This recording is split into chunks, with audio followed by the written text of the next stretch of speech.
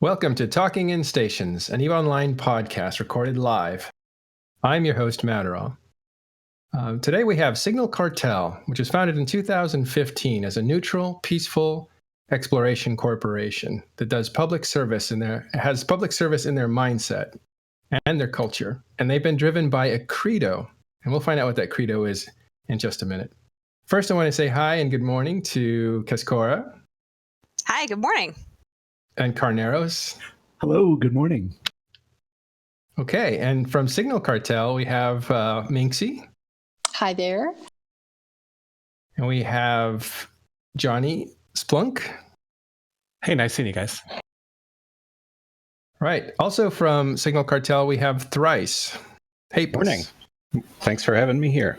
How do you say your name? Is it Hapus or Hapus? Hapus. Got it. And then we will also be talking from Wormhole Freeport. We'll be talking to Heretic. Hi, Heretic. Hey, guys. Okay. So let's actually start with Signal Cartel. If you do not know Signal Cartel, you have not been paying attention because they've been around for quite a while now. And they came on when they created when a wormhole, what was that thing called? The Eve Scout. Why did Eve Scout come about, by the way? Yeah, I can answer that. Me and my buddy, Gatekeeper, we founded it in December 2014 when Thera and a bunch of the shattered wormholes were discovered, or revealed, I should say, by, if you guys remember the Caroline Star incident. And so we used to live in wormholes, just me and him. We just lived in a C2. And we knew kind of, even though it was just the two of us at the time, we knew the importance of keeping track of your ins and outs of the wormhole. And at the time, I think we just did it like in our little message of the day, because we might log in at different times of the day. And when we found out about Thera through the dev notes, we were really interested in the idea of it because there's something special. It was the only named wormhole, only place that had stations. At the time, we didn't have citadels, so it was just pauses. And that it would be the most connected system in all of New Eden. And so we thought, hey, this would be a good opportunity to share with the community the ins and outs of Thera in a very approachable manner, meaning you didn't need to like have any special login, or it wasn't going to be done with Google Docs, that sort of thing. So we just made a very simple website. And then the first day that Thera was open to us, or that we got our first way in, we started mapping in and out of Thera. And that's how we got started. And almost immediately, we became the de facto source for the information. And we've been running it every day since. Well, that was it. That's what I was looking for. You guys came up when Thera was introduced into the game, which is actually the biggest system in the game. And we can talk about that in a little bit. And you guys had made ways in for other people to enjoy Thera as well, which is very much a public service. And so that's kind of at the beginning of when you guys were introduced. And you guys decided to pick up Minxie. Why? So when we started this service, it was just me and my buddy for probably like the first 48, 72 hours. And it was pretty hectic, obviously, trying to keep this up to date. And so we were taking shifts, that sort of thing. But obviously, we knew that wasn't sustainable. And so we started inviting other people. Didn't matter their affiliation. They could have been part of any group that wanted to help out with this. And there was no monetary gain for anyone, that sort of thing. But if they just kind of, I guess, caught the same idea that we had as far as being a service to New Eden, then they could join us. And so Minxie was one of the first few that joined us. And so we had kind of like our little back channel as well that we got to coordinate and communicate. And from there, we started to see kind of this trend of a bunch of other explorers that had similar, I guess, attitudes, and also maybe wanted to form something bigger. And at the time, we didn't want to be a corporation. We didn't really kind of see that. We just wanted to be a service and, again, allow anybody to join us. And so Minxie became kind of she kind of stood out early. And I didn't even know about Minxie's past. I've been playing since 2011. But I didn't know Minxie as a CSM member. I didn't know her as the CEO and founder of Hellcats. I didn't know any of that. But she just immediately kind of stood out, as most leaders do. And so as we saw this opportunity to start a corporation, me and my buddy Gatekeeper, we kind of didn't want to run the day-to-day. We wanted to be involved, but we thought, hey, let's look for other people that could help us with this idea of an explorer-centric corporation that could support our efforts, like with Thera and anything else we might want to do. And so we invited Minxie along. Now, how did you first meet Minxie?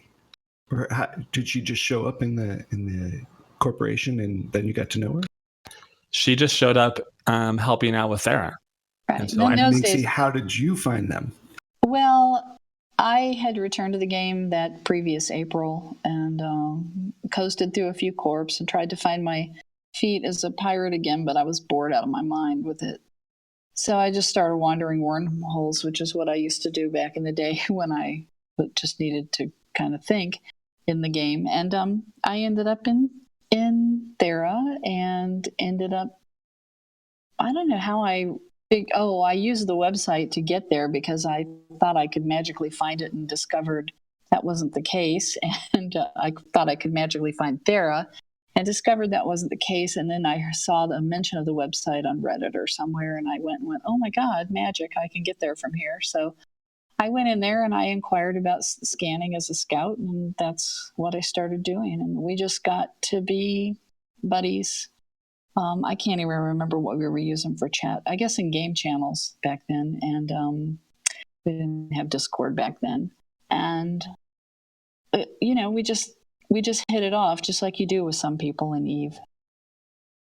Yeah, I think the first time we spoke by voice was introducing Minxie to the idea of the corporation, of this kind of crazy thing with credo and that sort of thing. That was like one of the first times. I think we maybe spoke once before by voice, just talking about her being a scout. Now, Minxie's an ex-pirate, so how did she take that credo? Oh, well, I laughed at him. I went, that's insane. That's completely nuts. Nobody's going to join this corp. And maybe, okay, well, it'll be 25 people. That'll be fine. I can handle that. Mainly what I cared about them was scanning. I loved scanning. I still love scanning. I love it. It's like one of my favorite things to do in the game is just scan signatures, because it's relaxing somehow. But I think it's that probe noise that they make. Yeah, that is a nice noise. I need to push back though, because I find it really frustrating. Is it something that you've always found easy? Because it used to be really difficult to get that last bit of triangulation to get. Matterall, get on my level, okay? Get good, scrub. Also, I will say, scanning in the old days was a giant pain because you had to move all your probes individually. Now you have the nice setups, pre-setups that make it easy, and you can set your own if you find like a system that works really well to get it pretty consistently. And a lot of those good scanners will have that. They'll have like a pretty much a guaranteed system that they can like 3-shot a signature or 2-shot a signature or something like that. Yeah, absolutely. If you have the right implants and not even the most expensive ones, and your skills are all up to 5, because that looks really good on your character sheet anyway, not OCD or nothing, but anyway. Yeah. How I pick skills to train is, are they at 5 yet? No, I'm training them. Okay. So, but anyway, and then I usually can 2-shot a wormhole most of the time. So I start at 8 AU and do that first pass, and then see all the little red dots and pick one, go down to 2 AU, and bam. I want to go ahead and I want to talk a little bit too about Sarah, because I know you guys it's all centered on Sarah, which is this crazy system that I'm not sure maybe some people know about or they ever go to for any reason. But Sarah was added in, was it the Phoebe patch, I believe? It was December 2014. Yes. It is the largest system in size in the game. How big is this thing? It's humongous. Like 364 AU, something like that. I think it was the Odyssey patch, by the way, which was after Phoebe. Oh, okay. But because they did that whole exploration theme for Odyssey. That's right. Well, the thing with Thera, which is unusual, is that for most wormholes, you have 1 or 2 static connections, and then you can get some wandering connections in them as well, depending on the static. But with Thera, it's got dozens of connections at any given time, and it always has like so many K-space connections, so many wormhole connections, and plus it has extra possibilities as well. And so there's just tons and tons and tons of connections, which makes it a really great location for scanning, for exploration, for transport, for moving around, because you can see what systems are there. And I know personally, I love that USCAT has the map, because if I need to get somewhere or I'm like lost somewhere out in the middle of nowhere, I can always look to Thera and see if there's a chance that I can get back in a different way than just going, 52 jumps through nullsec or something like that.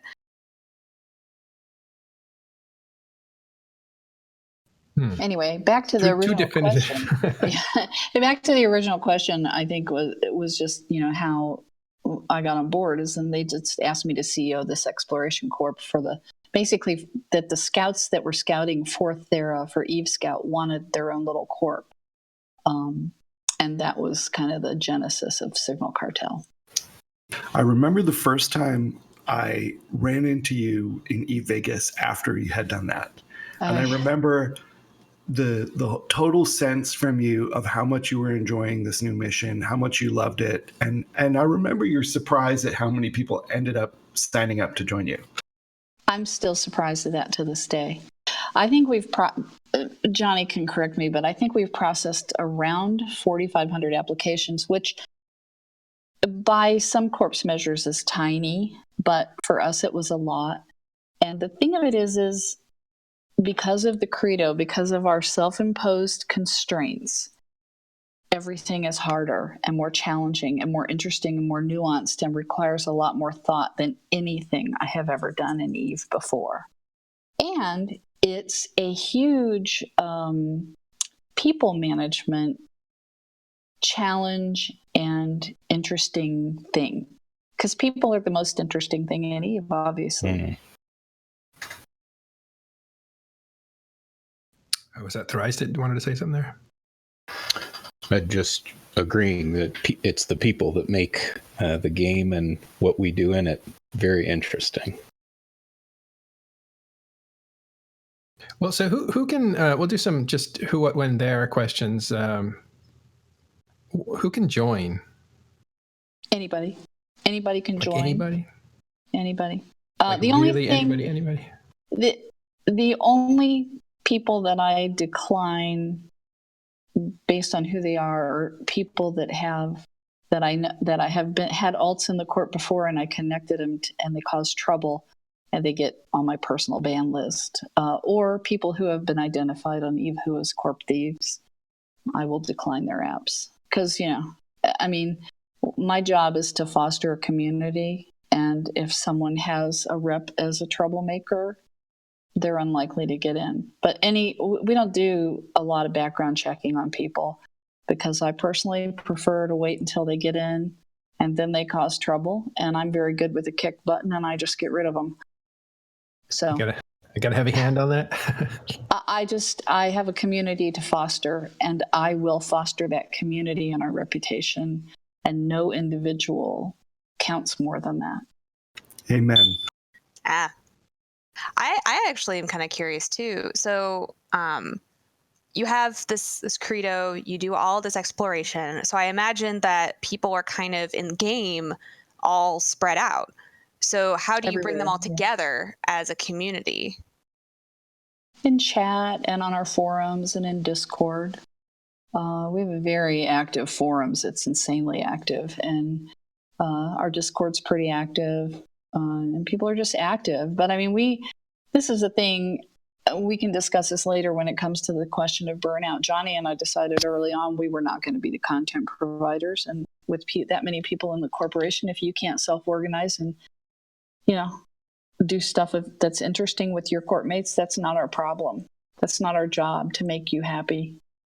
So, and I think it's also because we're so nomadic as individual players, we don't have a central place where it's real easy to see everyone's in a station, ship spinning, or board.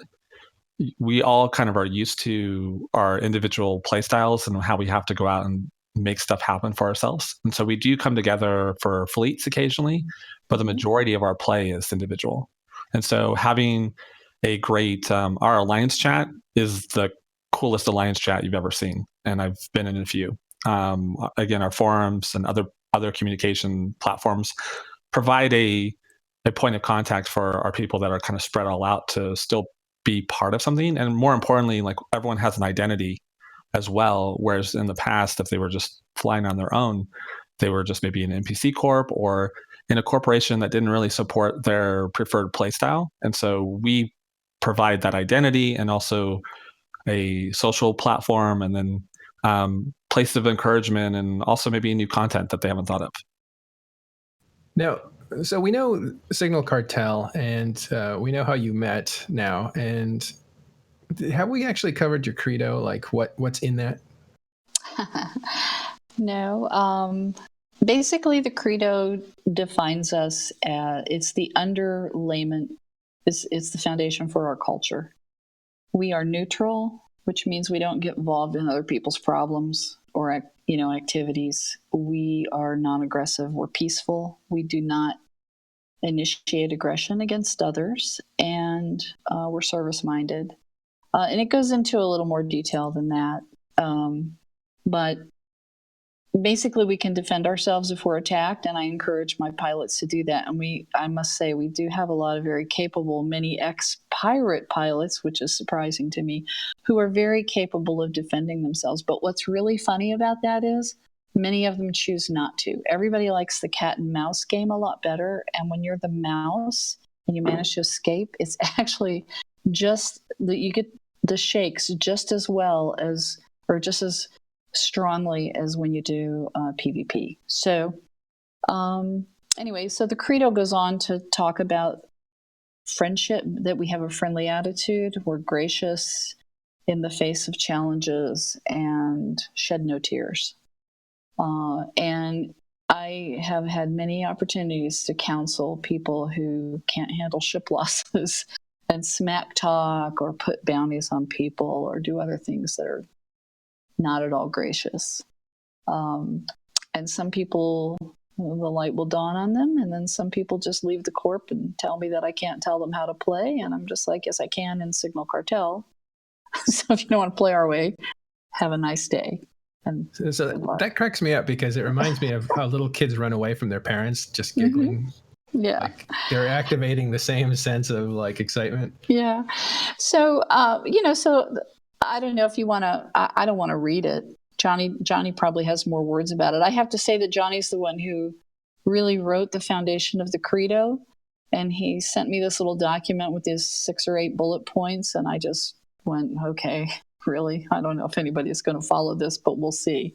And here we are. So, Johnny, you should talk about it a little bit because you really are the creator of the credo in its first form.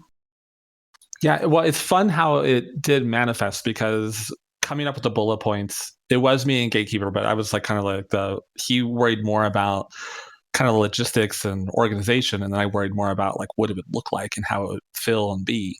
And so my experiences in other corporations and alliances kind of thought maybe let's experiment with something different. And then it wasn't it could be seen as a reaction, I suppose, but it wasn't I guess a judgment on how other players behave in game or how they interact with others.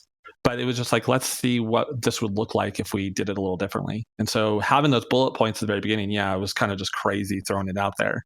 And even my buddy Gatekeeper, he at first didn't believe even have Minxie because she was, and how this might actually mix with the credo because, yeah, she was an ex-pirate, right?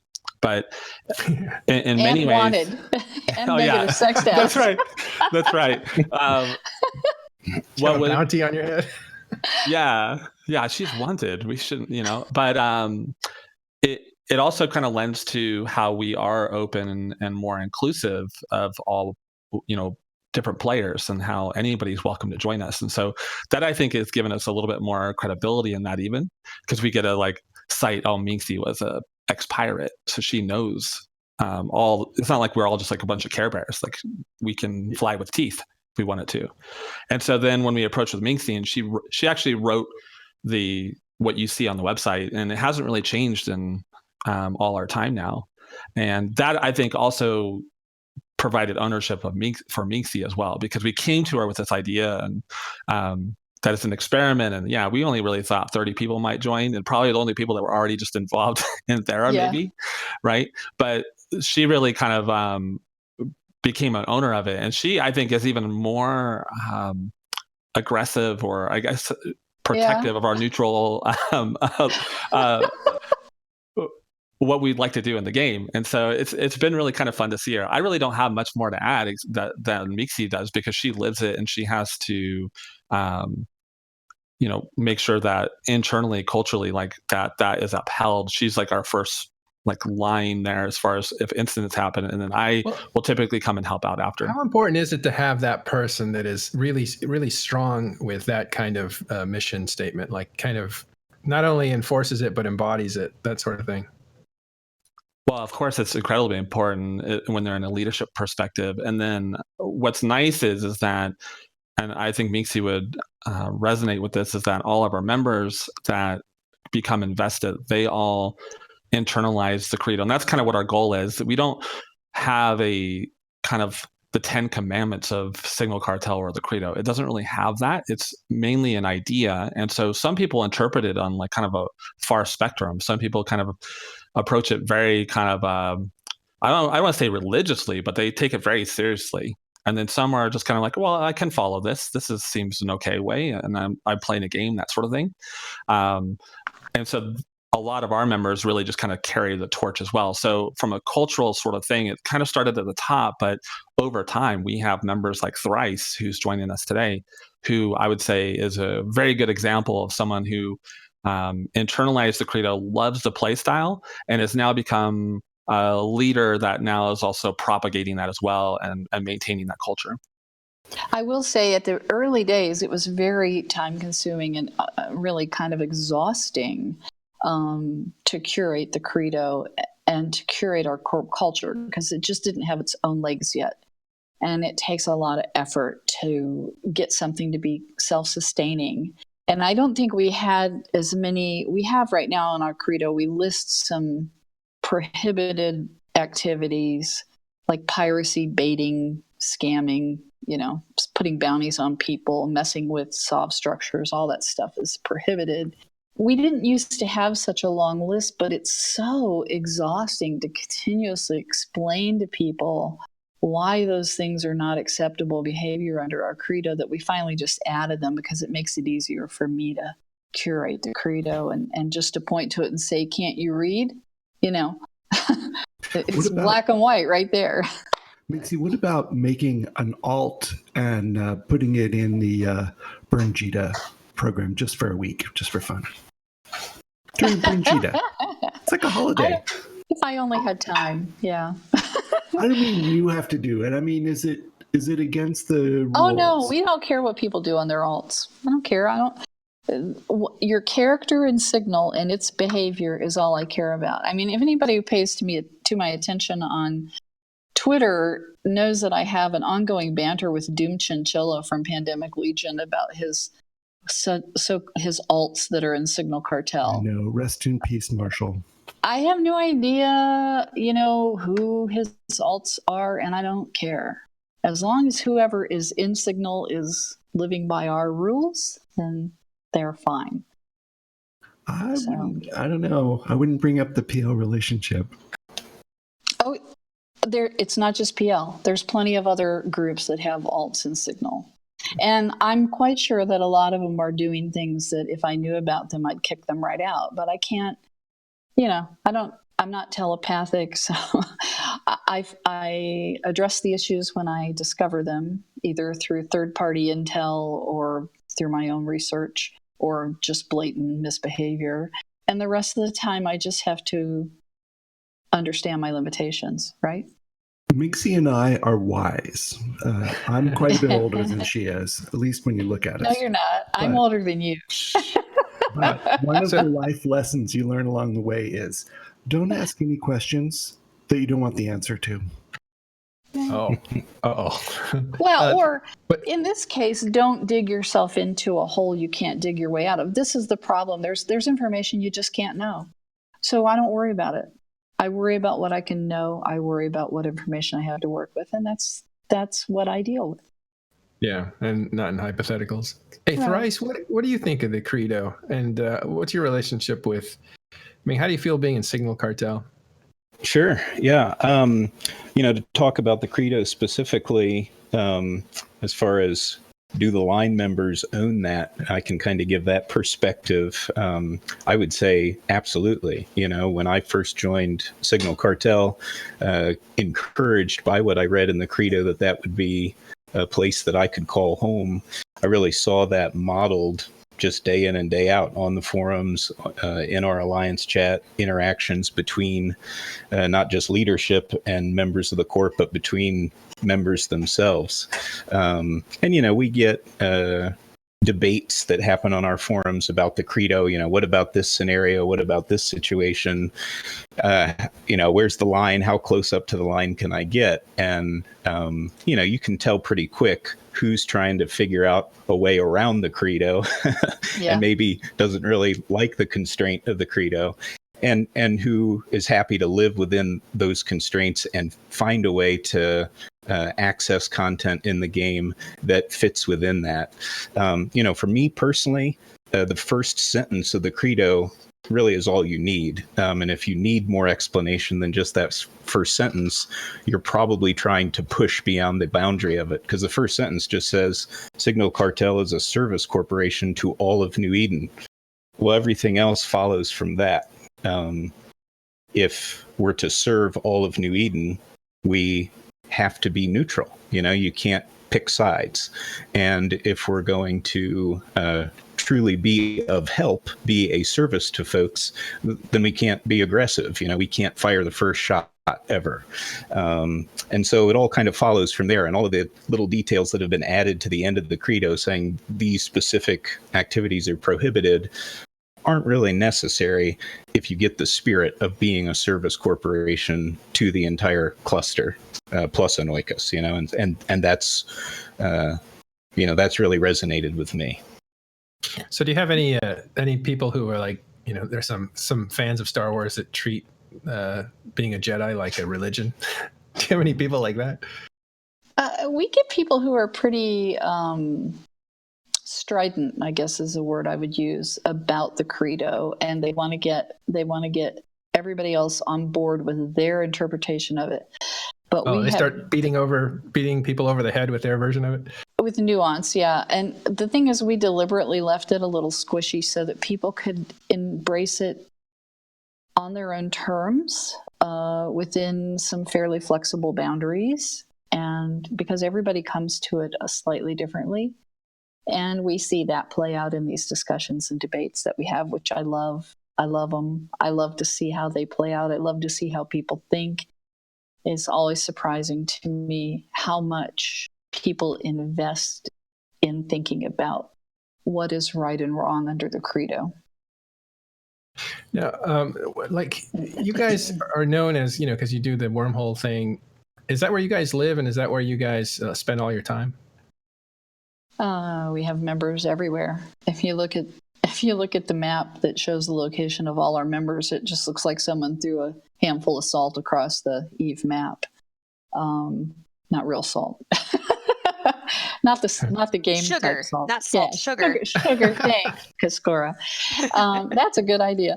But anyway, so everybody lives everywhere. We don't dictate where people live. They can live where they want. We have people who wander solo and live in wormholes. They'll backpack into wormholes for a few weeks at a time. We have a group that actually lives in wormholes with structures, and we have people that never leave high sec. It's their choice, really. I do kind of want people to be engaged in some form of exploration. So when I note members who really aren't, I may talk with them and ask them. A lot of people like to join us for our community, but if we want to maintain our identity and mission purpose, then exploration really needs to be a part of their activities. And sometimes they don't do that because they're afraid.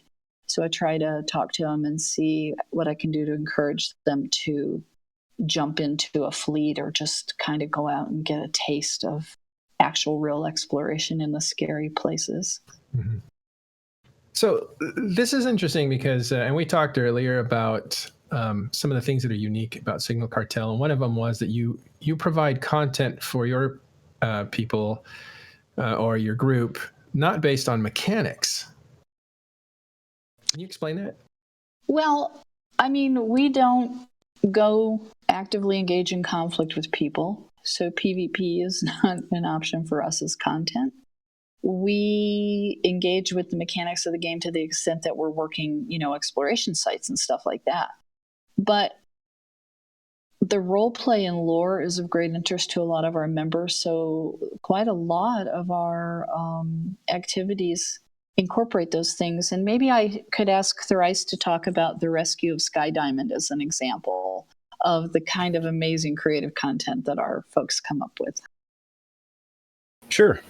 This was something that just happened recently in Corp. Early March, mid-March was the 1-year anniversary of our rescue, the modern era of our rescue program, when we got rid of the spreadsheet and converted everything over to a database with proper data entry tools and allowed us to do a lot more tracking and all that. So for that 1-year anniversary, I wanted to have a big event, make it something fun and memorable. And I was approached by one of our recruiters, Sky Diamond, and that player had an idea for a staged rescue operation where they would get lost in a wormhole somewhere, and we would leave little clues for folks that they would have to then put together to figure out the system.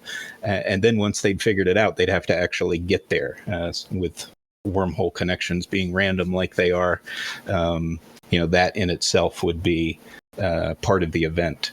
So a lot of work went into developing the story for that. So there was a role play story being presented on the forums that people could participate in and interact with. The puzzle itself, we had a couple people dedicated just to making the puzzle and getting the pieces of that lined up in a way that would be challenging and yet doable. We had other folks that were helping with timeline to make sure, hey, we don't want this to drag on for a month. We want this thing to be, done in a week. And so how do we speed it up where we need to, or apply the brakes where we need to?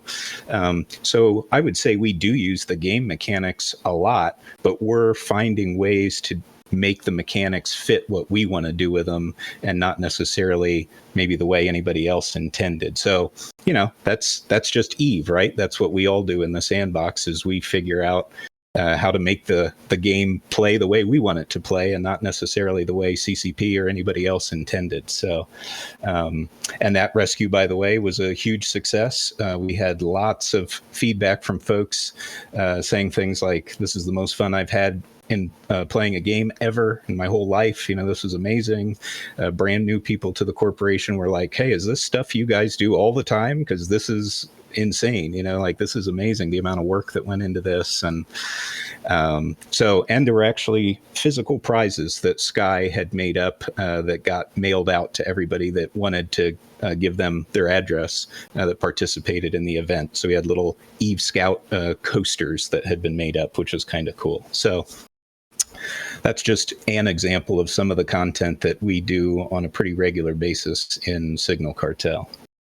And I'd like to just build on that just for 1 second to say that some of the clues and puzzles were corrupted audio files, and they were rather elaborate. So a lot of work went into creating the puzzles and the clues for that event, and it was just quite impressive. And then you guys need to do one of those breakout rooms, like make everyone go to a wormhole and roll all the connections and make a breakout. And then we have, like, for example, one of our guys, a dead parrot, who I'd asked to be on the show today, but I think he was busy or something. But he's shy. Yeah, shy. He created Allison, which is an AI co-pilot that our pilots fly with, which runs in a browser and talks to us and tells us information about wormholes and whether caches need to be tended or sewn there, and what war deckers are up to if there's recent information that's of interest, and whether there's gate camps. And she occasionally makes snarky remarks, and she's pretty funny. So that I can't even imagine flying now without Allison.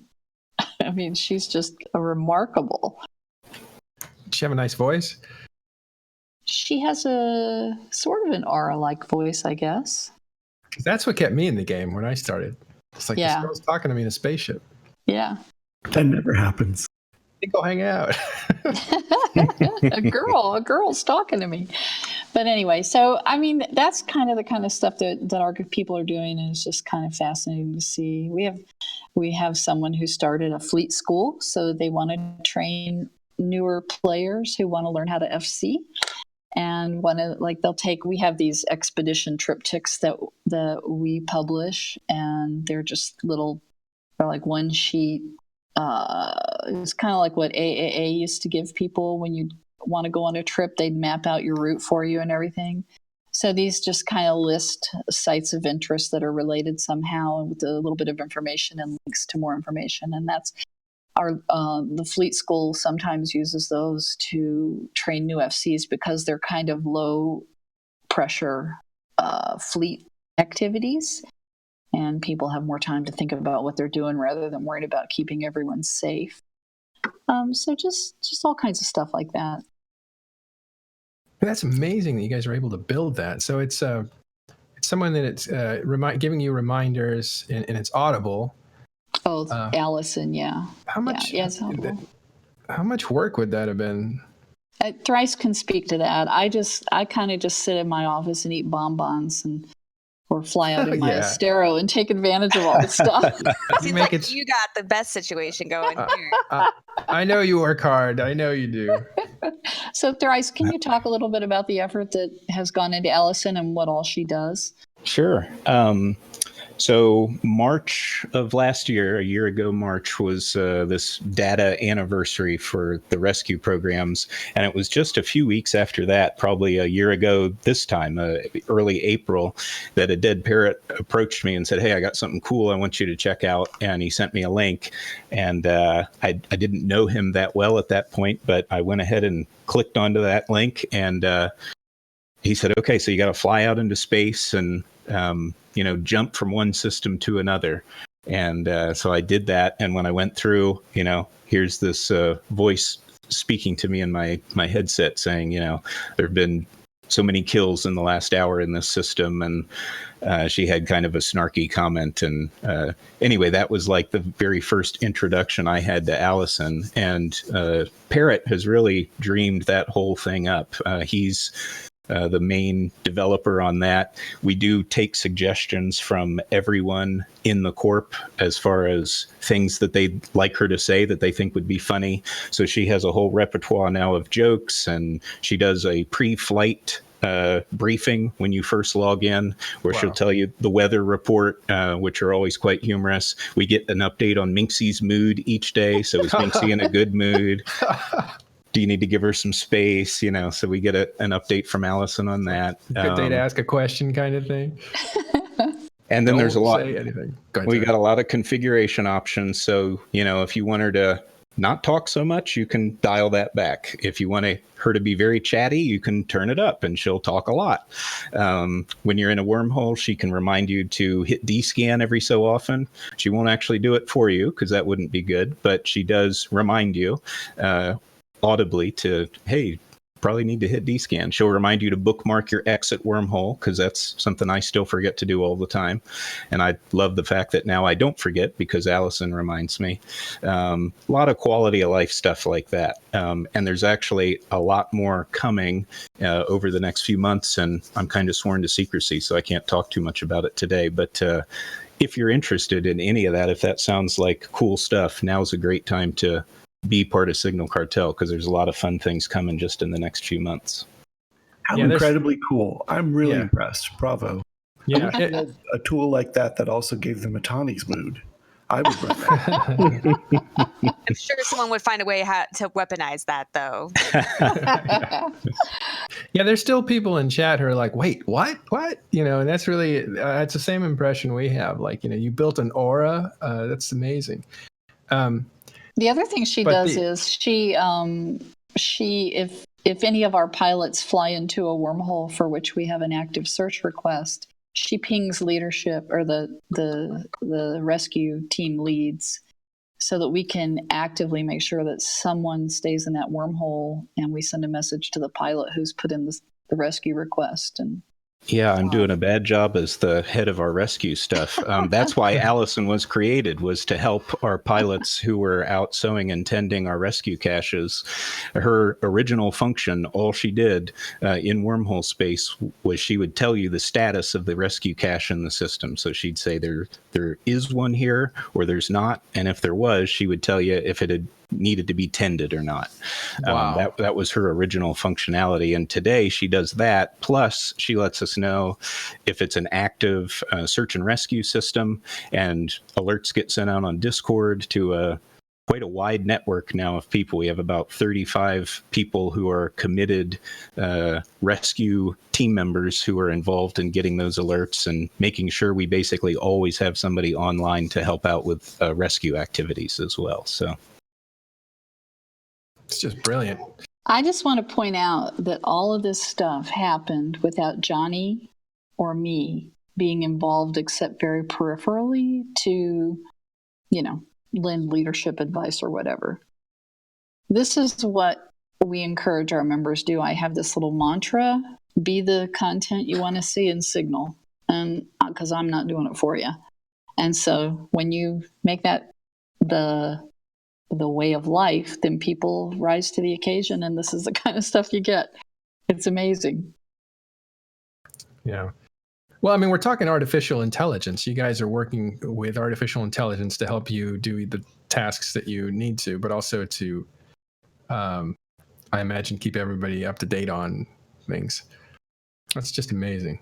It's not just the tool. It's also the other content that you're creating, the contests, the rescue service, the activities you do. As a game dev, I have to say there's nothing more satisfying and exciting than seeing your players take the basic systems you built and then go and invent new and creative ways to play with it and new and creative content. That's fantastic. All right. Well, let's actually move on to introduce another person here, and that is Heretic. And you work with Wormhole Freeports. Do you want to describe what that is? Yeah, sure. So, to start with, we're basically a low-class wormhole alliance, and as a side project, almost an experiment, a while back, we decided to start off with a a Wormhole Freeport network just to see what would happen. To be honest, I wasn't quite sure how it would work or how it would how effective it would be. We tried a few other things too. We had a couple hundred Pocos in HiSec for a while. We sold those assets off just recently. And we were also aware, of course, of the Oasis attempt, which for those who don't know was a attempt to put a single large, very controlled Freeport in I believe it was a C4. So we looked at a lot of the lessons that you could take from that, and we decided to take sort of a different approach to that. And so instead of going with one very heavily invested centralized approach, we decided to go with a much more distributed approach. So we now have 15 wormhole Freeports. They're all very low footprints. We don't try to police the systems or anything like that. They're open for everybody. We do control the Pocos, so that's how we basically attempt to at least pay for the fueling. Wild. What gave you this idea? So it's a few things. I mean, part of it is that my job primarily, as I see it, in Worm Life is to create a context for our members to be effective and do the parts of Eve they like.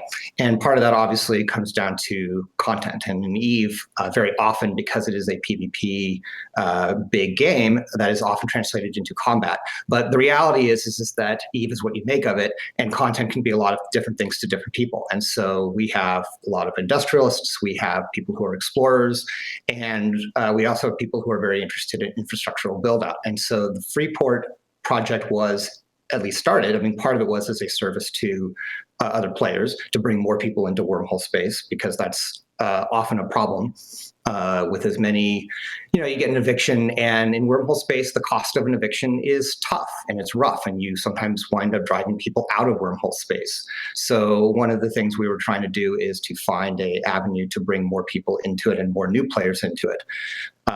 Obviously, it was also an attempt to provide us with content, because someone attacks the Freeport. Awesome, that gives us free content. People need scan-ins, that's content, etc. Finding a new Freeport, establishing a new one, that's content. And sometimes that's diplomatic, sometimes that's bashes. It varies. Is it true that people don't like being evicted, Kiskora? Is that true? I mean, I'd say, 1 out of 10 would not recommend. If I complained about losing a Titan, Kiskora would just roll her eyes at me. I don't even remember the final count for our wormhole system. I think we hit 1 trillion disk or some stupid amount. I need to stop being a wormhole hoarder. Yeah, that's wow, that's a lot. That's a lot of stuff that got blown up or taken hostage. I mean, I will have to say that there's something, I don't know, kind of interesting and kind of, I don't know. I like the idea of having kind of a nomadic group, but there's little pockets of citadels kind of spread all over the place that you can kind of have all your vacation homes and kind of stop in for the day and do some things and then leave. And it's definitely a different way of life. And I think it's really cool that the game is kind of adapted to have that. We have a group called the Anokus Division, and I think we have structures in 3 wormholes. I can't remember how many it is now. But our take on it is we set up a group, and it's a subscription-only group, so you have to pay ISK to be in the Anokus Division, and it's that ISK funded their citadels. And the big question with our credo always came up, well, can't we defend them? And I'm like, no, you can't defend them. You can take control of the POS and use the POS defenses, but you can't form a fleet to defend the structures, because we consider them lost the minute we anchor them. And that's been a very freeing kind of an attitude, I must admit. Yeah, we have an interesting balance with that, because in addition to our Freeport network, our alliance also maintains several wormhole systems that are just for our alliance, and we actually keep those fairly segregated. And it is kind of interesting balance. I mean, on the one hand, our home alliance systems are very much more conventional in terms of we will shoot. But in our Freeport systems, we won't shoot first. So it's kind of an odd hybrid between a conventional wormhole group and Signal Cartel, for example. And in fact, that's one of the reasons when we became familiar with Signal Cartel and started having interactions with them. There's a couple of interesting conversations. There's just something so freeing about that idea, like most wormholers, like your home is your shrine, your sanctuary, and something about being just like on the Wild West where you can go out and you don't have to worry about that, protecting that thing so carefully. It's, especially right now, sounds pretty awesome. Well, it might just be a mental outlook. I don't know. I just I personally just don't care about all that stuff. I don't attach any value to it. I figure if it's self-supporting and we can replace it with the money that our good Anoa Division Council has saved to replace those assets when they're removed, then it's not a stressor. Yeah, and it's interesting. Like we will defend our core wormhole systems with everything we can. But one of the things I've gotten asked a lot about is, well, are you going to defend us in a Freeport system? And I'm like, no, we're not going to defend you. Well, what if your structure's attacked? I'm like, if we decide it's worth the content for our members, yeah, we'll defend it. But what if it goes down? And we're like, it's a Raitaru or an Astra House. We'll re-anchor it in a week. Who cares? Right. Exactly. So there is a certain freedom. So you're talking about a little bit about the freedom of not caring so much. And I think that gives us a little bit of space to work at. I mean, if someone were to burn us out of our core wormholes, the fact is we have our fingers in another 20 or 30. So that's how we feel about Fortizars now. And I wish I could feel like that about Fortizars. A practice of detachment, right? Like it's a philosophy. The less you hold on to I think we're at 22 keep stars. Oh my gosh! The thing about the practice of detachment. Can I borrow a few of those? I really think that it. Some of them could disappear and we wouldn't know. I think it helps you enjoy Eve more when you don't have so many negative feelings about bad things happening. Yeah. It's just like, whatever. Okay. Yeah, it takes up a lot of energy. I know firsthand that when you're upset about a loss, like it takes up a lot of energy. You're thinking about it. You're pacing back and forth. But I think people need something to care about, Yeah, so that's what I was going to say. In our case, what we care about is our credo and our community. The actual physical assets that we all have, we do not care about. That's different for other groups that hold SOV or whatever, and I understand that. Yeah. So that's a very good point, and that goes right into the selflessness thing. Like if you care about the value, then the items that you have that support the value don't matter as much, and you don't get mad about them as much. If you're holding on to money, the opposite of that, if you're holding on to money and your money gets lost, you get really upset about it. Now, that's part of the sandbox, the different approaches to all of that. I definitely had to kind of adapt a different mindset. When we were faced with losing everything, it was like I had to kind of force myself to have that detachment. Because if I were going to obsess over every little ship that died or all the ISK or all the time or anything like that, it would just make you really depressed. Yeah, I mean, you have to think about it is that like this is a game. These are all space pixels in some way or another. So you have to think about it as what's really important to you. And for me, at least, it was always the community. Like that's the most important part of this game. And you can live nomadically. You could do whatever you want. You can have no assets. You can go wherever. But if you have the great community to back you, then that's what's important. I think that's kind of the crux of it, though, is that at the end of the day, it is the community, and it is the are people enjoying the game, and are people excited and interested in whatever direction you are taking your particular group. The danger of things like you lose assets, whether it's a ship or stations or systems or whatever, is that some people do get demoralized and you do end up seeing membership drops for things like that. And so one of the things I've always felt is very important is trying to cultivating an attitude of the second something is not just the second, it's not just the second a ship is undocked, it's the second you anchor a station, that station's already dead. You just haven't gotten the kill mail yet. And it's just as true for a station, and it's just as true for a wormhole system as it is for a ship. That is the path to sanity. Yeah, don't undock or don't put down anything that you can't afford to lose, right? Well, right, exactly. So, if you're really subscribing to that attitude, you would hopefully have some money in the bank to replace it so that it's not so painful when you do lose it. One of our members a few months ago came up with a little slogan that now a lot of folks put in their bio. And he said, and this was Odds Leneluk, he said, we could lose all of our ships, all of our ISK, and still have a corp, still have a mission, and still have each other. And that, I mean, that's really how we feel in Signal Cartel about the community. And like the community, or like the credo says, we're a service corporation to all of New Eden. We love our community and Signal Cartel. We care about that. We want to preserve that.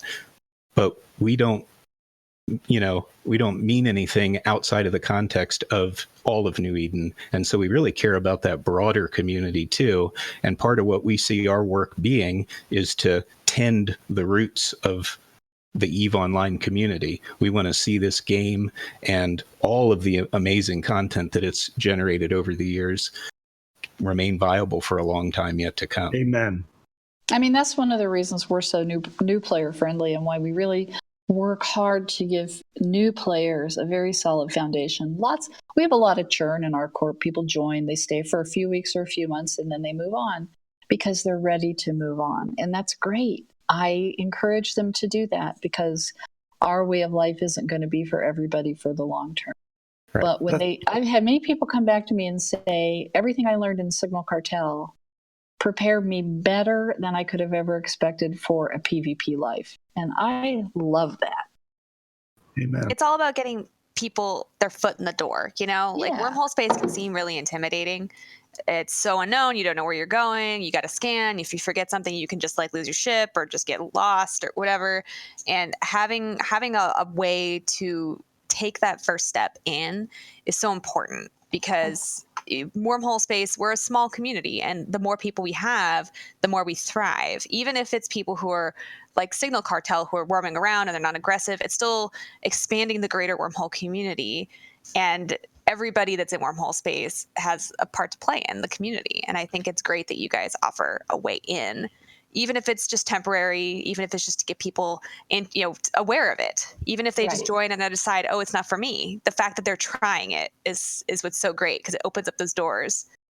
I tell you, nothing is more satisfying than to hear someone say, I started playing this game a week ago and I was terrified of wormholes, but you guys helped me feel confident to dive into wormholes, and now I don't ever want to leave them.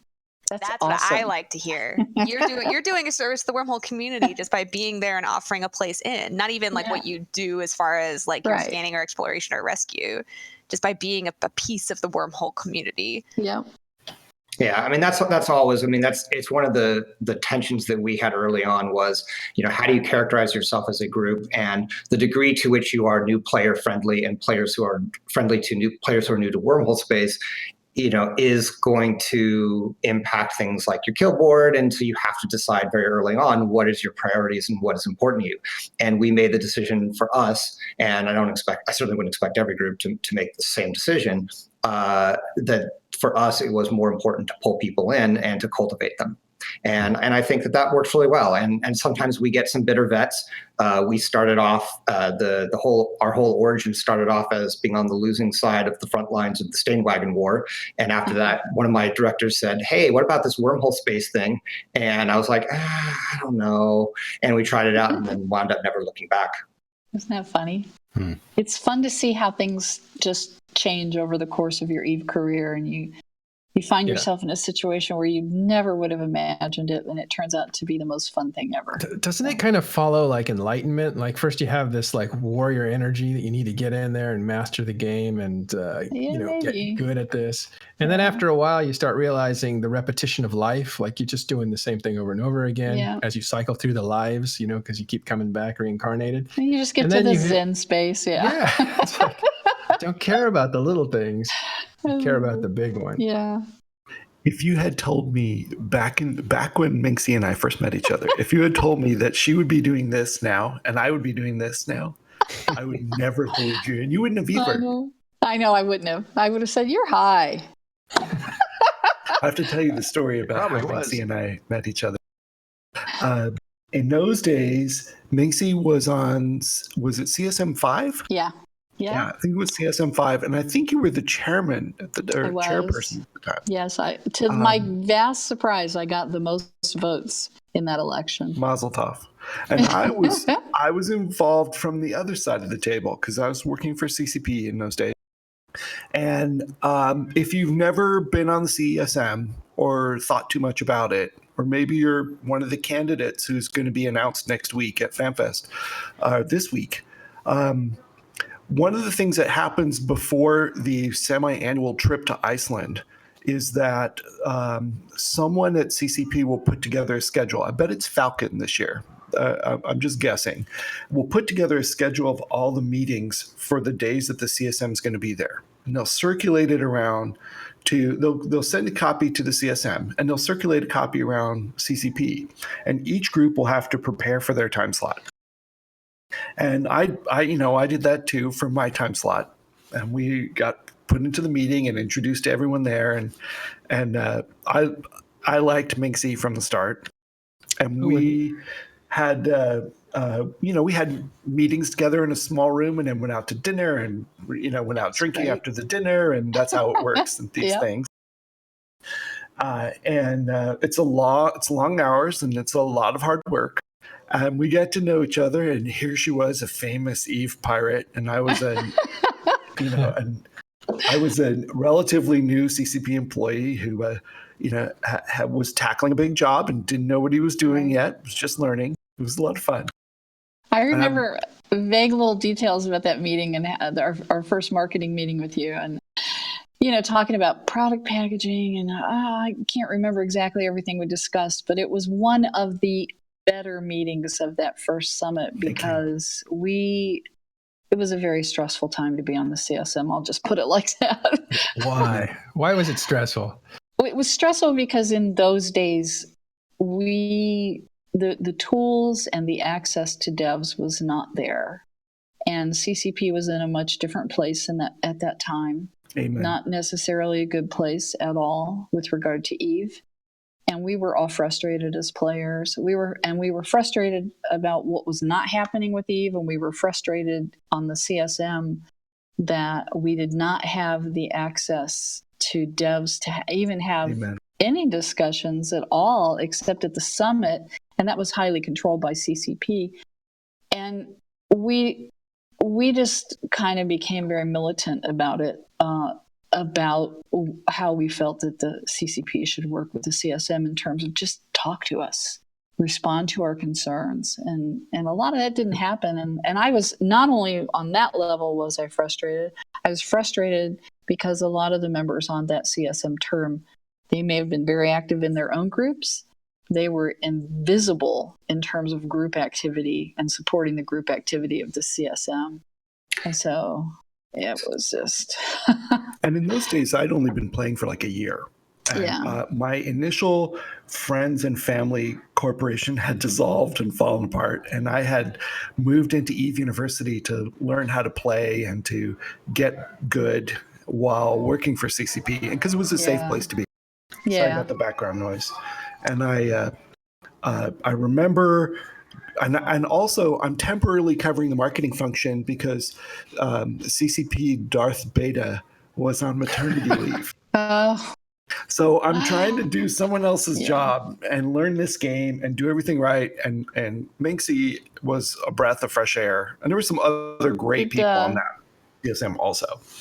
And we would go out to dinner afterwards, and I get a chance to just listen and learn and talk and drop some of the formality, and that was great. And I always do better with a glass of wine, to be honest. Don't we all? They should actually serve wine at the CSM meetings.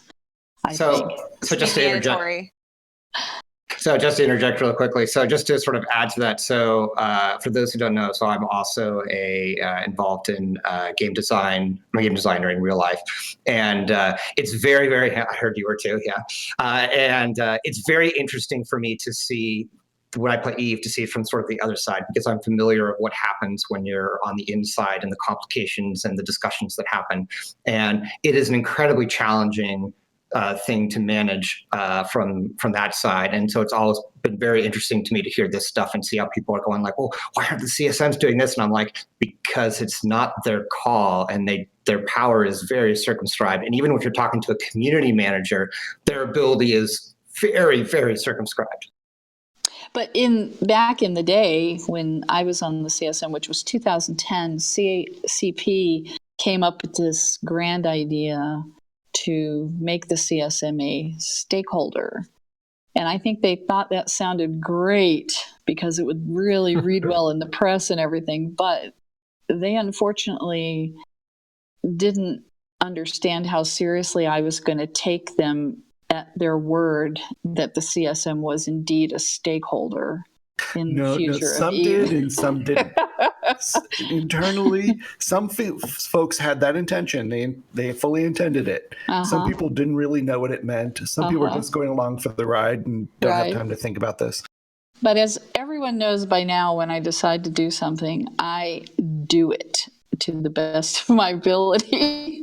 So that doesn't always it's not always the kindest, gentlest way of doing things. This was all happening at a time that was critical for EVE Online. I really see this as like a fault line between old and new EVE. And that was, they were working on walking in stations at this time when you were there behind the scenes. And you were really in the middle of that because I think you published hey, there's not a lot to show for all the time that we've waited for things. Didn't you publish? We published an open letter expressing our great concerns about that and the direction of microtransactions, which were clearly what Incarna was going to be used to introduce to EVE. And we were really chastised for that letter in that we just didn't get talked to again. By CCP, you were chastised? Pretty much. I mean, silently chastised. And then much of the player base, too, just thought it was a terrible move. But we just felt like, they had 6 weeks to review our draft and respond. All we really wanted was a conversation. That's it. And we weren't getting it. And, your predictions when you wrote them down came out true, didn't they? Well, we went to a meeting with the Incarna team, and they didn't have anything to show for anything. And we were like, what this is coming out in 6 months. How can you not have anything to show us for it? So we were really freaking out about how they were going to pull this off with any credibility. And they didn't, obviously. So anyway, but fortunately, I think for EVE, the ship turned between that CSM and the next couple. Things turned for the better. There were personnel changes within CCP, and I just feel like they got back on track. Thank God. But I think that also ushered out a certain sense of CSM. Before that, it is kind of a popularity contest or kind of a favorites. I don't think there was a lot of nullsec block involvement at the time. But then, no, I don't think there was. Yeah, there wasn't. It was more like, we're not paying attention to that. It's a beauty contest. And then your reign happened, and then Matani's like, I'm getting into this, and then everybody starts getting into it, and that's when you start seeing the blocked, controlled CSM. Mm-hmm. Yeah, I don't pay that much attention to that idea, mainly because everybody who's in nullsec has characters everywhere in the game. So I just feel like the idea that a nullsec block controlled CSM is it's really more of a publicity idea than it is in reality. But yeah, it's interesting you talk about like the publicity side of it too, because it's one of the things that's very interesting about EVE is when you look at the demographics in terms of the in-game where people are, nullsec is not the majority of the people of who play the game. And something like Wormhole Space is, of course, a very small percentage as well. But the narratives that get driven and get publicized are all very much at a focused on nullsec. I think I disconnected, and I didn't hear. Yeah, sorry, guys.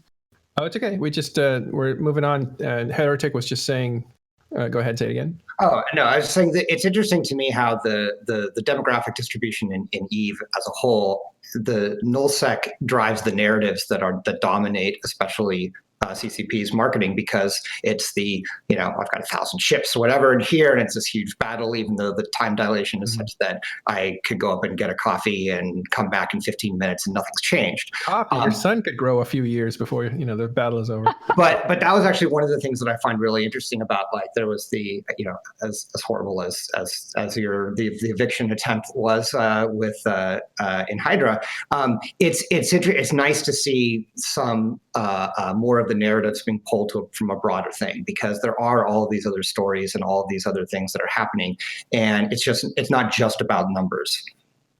Yeah, Heretic, just to jump off that too, I wanted to see more gaming press talk about different aspects of EVE Online as well. And the recent PC Gamer article that featured Signal Cartel and what we do, same thing. I was just so glad to see something else get published that talked about something that wasn't a huge nullsec war, or a massive betrayal or a huge corp theft, because I think that's off-putting to a big swath of gamers that would love EVE Online, but all they know about it is, oh, that's that awful game filled with terrible people. And I love for the message to get out there, hey, EVE Online is actually the home of some of the greatest game communities you'll ever be a part of, and the people are actually mostly wonderful, So anyway, I just love that is starting to get talked about more in the media and in the public eye. As a game designer, video game designer, one of the things I like, and I think this was mentioned earlier, is that emergent gameplay is sort of the gold standard in my perspective for a game. And EVE, it's one of the things I think that makes EVE very special. And so you get these, and I know because you've talked about this before in the past, where there's there are these expectations. There's the social meta for this is how you're supposed to behave, and this is what you're supposed to do if you're in a nullsec coalition, and this is what you're supposed to do in wormhole space. And one of the things I find interesting, whatever game I'm in, I did this when I played Shadowbane, I do it now in EVE, is try to buck that trend and try to come up with alterations on whatever the social or group meta is. So for us, for example, Worm Life, it doesn't fit into any kind of conventional wormhole group definition, but it kind of works. So it's interesting exploring that and seeing how far that kind of thing goes. And similarly with Signal Cartel, it bucks those assumptions. I think there's a lot of different stories that could be told and explored in EVE that don't sort of fit any standard mold, and it just takes energy and creativity to figure something out and make it happen. Yeah. I think people sometimes I think kind of forget that EVE is supposed to be the ultimate sandbox. I mean, we put these kind of stipulations in place ourselves. Like, there's nothing that says that nullsec has to be this certain way. There's nothing that says that you have to be in this kind of wormhole with this kind of group in order to play in wormhole space. Like, these kind of restrictions are put on by other groups. And I think it's really cool when someone will come up and say, well, what's something that's not being done? What's something totally different? And I think we need more of that, honestly. Well, it needs to get out there more. I think people are doing it, and even if they do it, if it's done in silence, it's kind of like a tree falling in a forest. Did it or didn't it? But, yeah, I mean, the people who speak the loudest are the ones that are going to get heard, which is unfortunate, because there are so many. It's a weird catch. Facets of this game.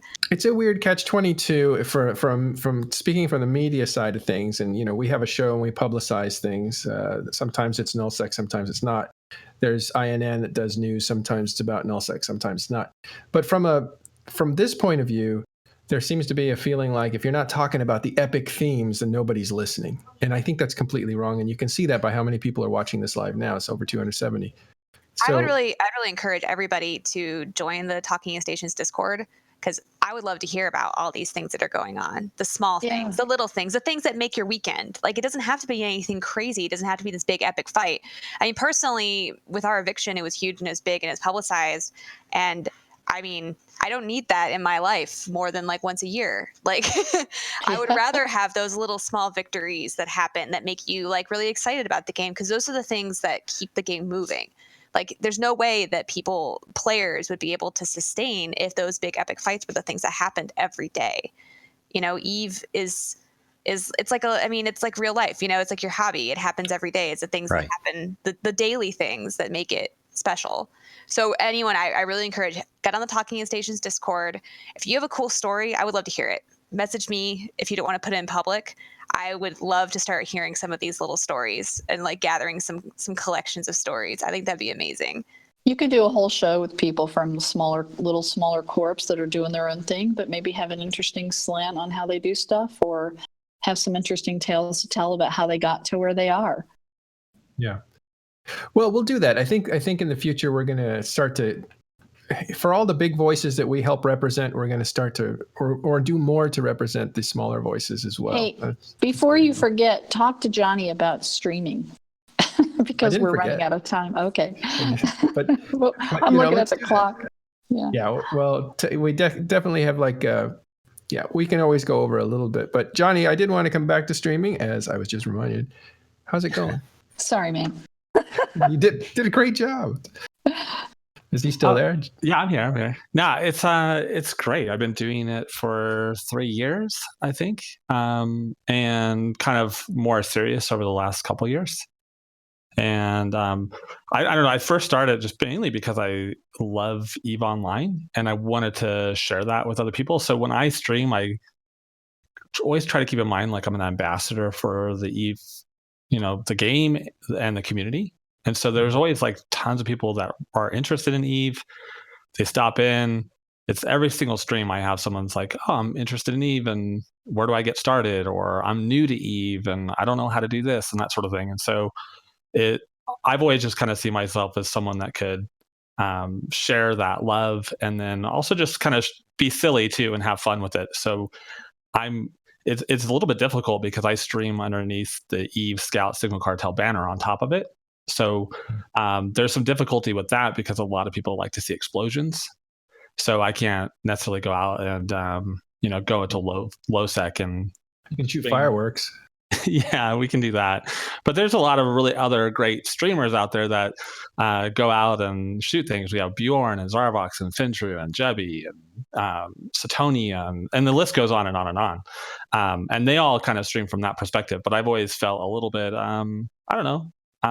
held back from that sort of content. So what I do is I try to be someone who's just tries to remain positive and try to be silly and just teach. And what's cool is like it's been a great recruitment tool. So a lot of groups typically don't, appreciate streamers within. And I think a lot of groups are overlooking the opportunity there to have people join their community as well. So so many people come into my stream and they're like, hey, I'd like to do exploration. And it's like, well, I might know a corporation that could fill that that spot for you. And a lot of other groups, they have a lot of control over the content that their streamers create.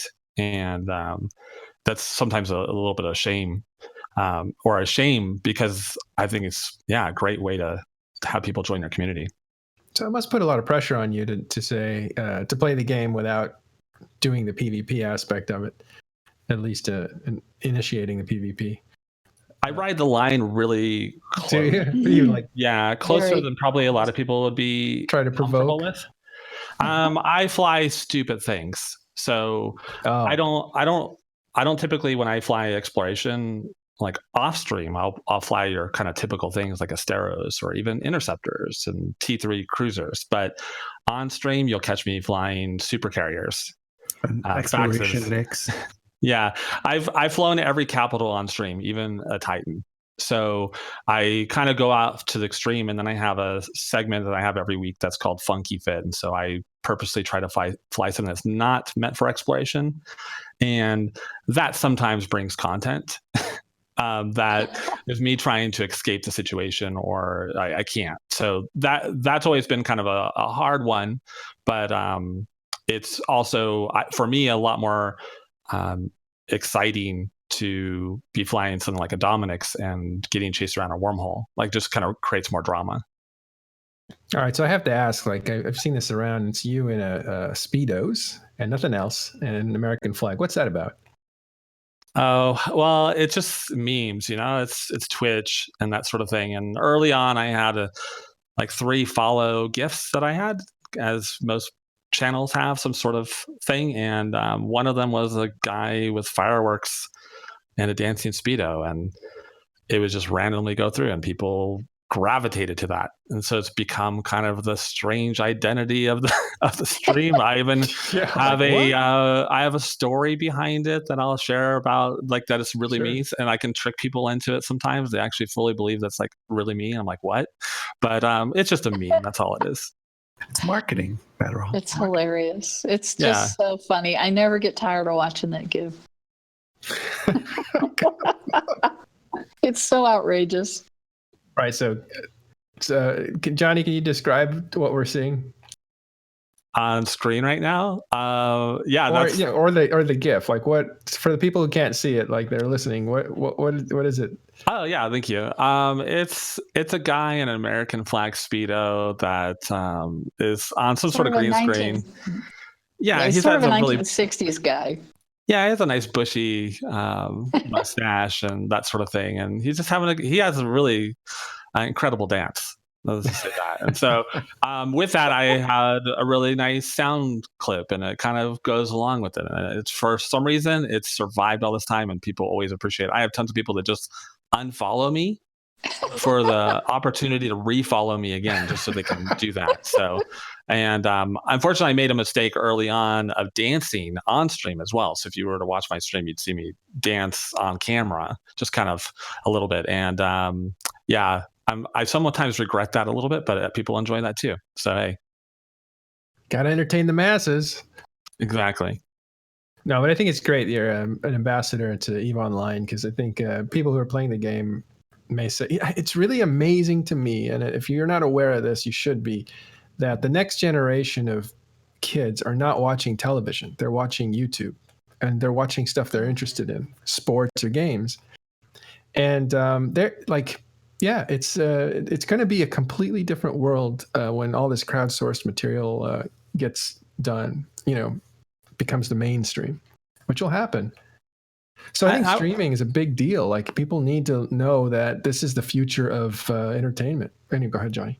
Yeah, I think it's one of the nice things about, and I really appreciate about the EVE Online community, and specifically the streaming community, is I kind of think that it's like we're this weird cul-de-sac. If Twitch was a city and you had all these different main streets and that sort of thing, we're kind of like this little cul-de-sac that a lot of people don't quite understand the game, and it's intimidating to watch sometimes as well. Like, a lot going on. If you watch, the big fleet battles that might be on your channel, or our variants and others, it's intimidating. Or you'll watch another stream and just things happen really quickly, or things are not happening at all. But I would say all the other streamers that stream EVE, I believe they all kind of come with the same mindset as far as being ambassadors. And it's really interesting because we have so many new people come in, and we try to answer all the questions and that sort of thing, and just try to be very inviting. As that's just an extension of the EVE Online community in general. We are very inclusive to new players, unlike a lot of other communities. I think a lot of people are taken back by that. And so it's just an honor to stream alongside of everyone else. And we just had this big event on Friday where it was Twitch versus EVE. And so we had all the Twitch streamers that predominantly stream EVE that wanted to join up. We all got into fleets together, and we flew around and tried to entertain, and got blown up and had a lot of fun. Well, I think the interesting thing is when people turn on EVE, and it's a different game than most, people are like, well, where is it? And I don't think you can just kind of bring it up on queue unless you go out in PvP, and that's why a lot of streamers do that sort of thing.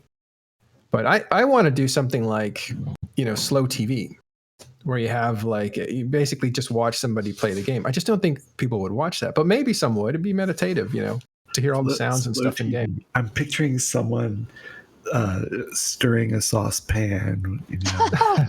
It's like I think it's I'll get it wrong, but it might be Netherlands, where they basically put a camera on a train and just go for 7 hours, and you just watch the train tracks.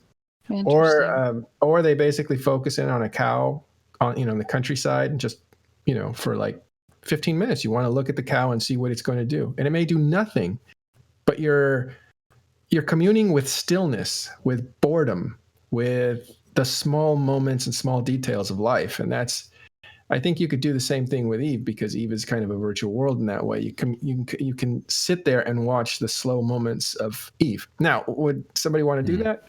I don't know. I find it meditative. Well, the sounds, the music, everything.